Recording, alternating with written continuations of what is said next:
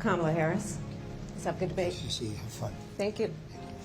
An unexpected handshake to start a consequential presidential debate, watched by more than 67 million people across America. You've heard debate analysis already on other news sources. Today, a view of the debate from a Catholic perspective.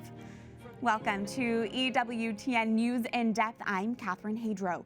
Despite their years at the forefront of our national politics, former President Donald Trump and Vice President Kamala Harris had never met before Tuesday. But in the intense spotlight of this week's debate, their exchanges were sharp and personal. You've surely already heard the commentary. Now, through a Catholic lens, our coverage begins with reporter Mark Irons.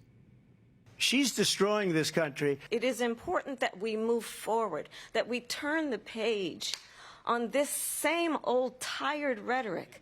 A contentious presidential debate between former President Donald Trump and Vice President Kamala Harris began with a back and forth about the economy. Everybody knows what I'm going to do. Cut taxes very substantially and create a great economy like I did before. His plan is to do what he has done before, which is to provide a tax cut for billionaires and big corporations, which will result in $5 trillion to America's deficit. Important issues to Catholics came up in the debate.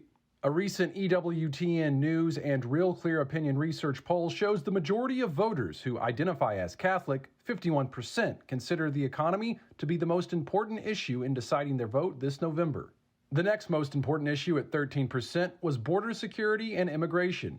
In the debate, Trump criticized the Biden-Harris administration for failing to control the southern border. They allowed terrorists. They allowed common street criminals. They allowed people to come in, drug dealers, to come into our country. And then now in the United States. Meanwhile, Harris blamed Trump when Congress failed to pass an immigration bill earlier this year that she said would have prosecuted transnational criminal organizations. But you know what happened to that bill? Donald Trump got on the phone, called up some folks in Congress and said, kill the bill. And you know why? Because he'd prefer to run on a problem instead of fixing a problem.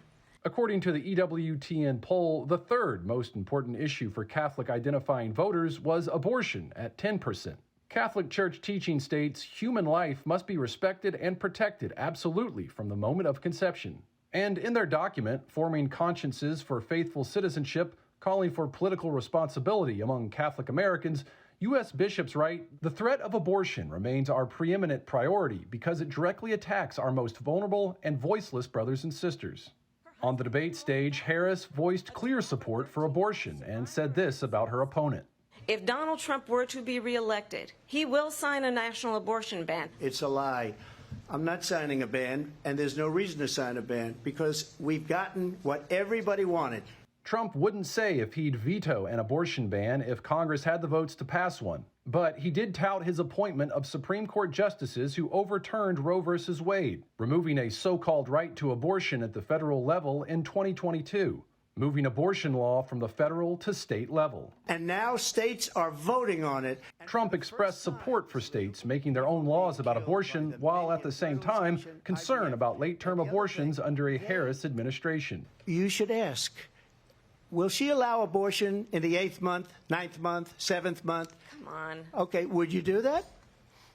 Why don't you ask her that question? Why don't you answer the question? Would you because veto? Under Roe v. Answer Wade, the question, would you veto? you could do abortions in the 7th month, the 8th month, the 9th That's month. not true. Would you support any restrictions on a woman's right to an abortion? I absolutely support reinstating the protections of Roe v. Wade. And I pledge to you, when Congress passes a bill to put back in place the protections of Roe v. Wade, as President of the United States, I will proudly sign it into law. Harris also expressed concerns about women being denied access to IVF. But IVF is contrary to Catholic Church teaching because it separates the marital act from procreation. Trump voiced support for it. I have been a leader on IVF. Regarding protection for unborn children, we asked James Patterson, a Catholic and political science professor at Ave Maria University, to share his thoughts on Harris and Trump. Trump has essentially ended up where the Democrats were in the 90s. This is the days of the Clinton safe, legal, and rare abortion position. That's essentially Trump's. Whereas, you see with the Democratic Party a very strong emphasis on access to abortion as a positive right. where women are thought to be less free if they have no access. Issues abroad were also debated by the presidential hopefuls this week. Trump claimed under his watch, wars wouldn't be happening in Ukraine and the Middle East. If I were president, it would have never started. But Harris said Trump fails to lead on the international stage. So many military leaders who you have worked with have told me you are a disgrace. The U.S. troop withdrawal from Afghanistan in 2021 was debated as well.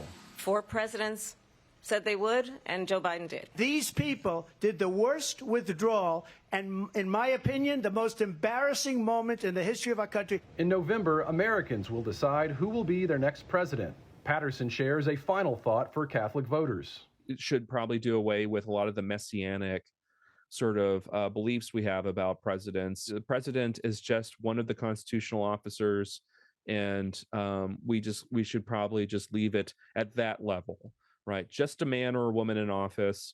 And if you want miracles, look to our Lord. Mark Irons, EWTN News in Depth.